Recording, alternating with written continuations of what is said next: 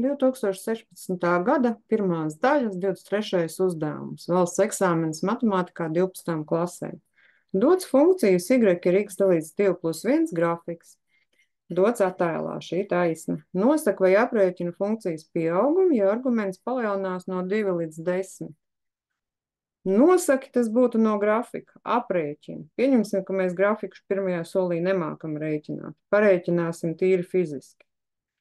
Y pie 2, x vietā liksim 2, ir 2 dalīts ar 2 plus 1, 1 plus 1 ir 2. Pie x ir 2, y ir 2 vērtība. Y pie 10.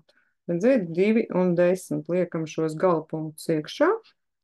10 dalīts ar 2 plus 1 ir 5 plus 1 ir 6. Izmaiņas pa y ir no 2 līdz 6. Aprēķināsim starpību, par cik te lielas izmaiņas ir, par 4 vienībām. Un tad pamēģināsim to visu zīmējumā paskatīties. Pie 2. Ja mēs skatītos, nolasītu no grafika. Un pie 10. Šis te attālums no 2 līdz 10 ir izmaiņas pa x asi.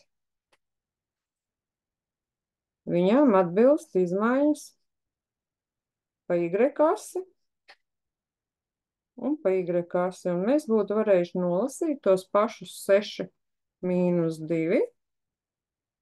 Un šis te attālums ir delta y. Ir 4. Un delta y mums ir 4. Abi varianti ir derīgi, kā jums ir ērtāk, bet viņiem jābūt eksāmena laikā parādītiem, uzskatāmiem un skaistiem. Paldies par uzmanību!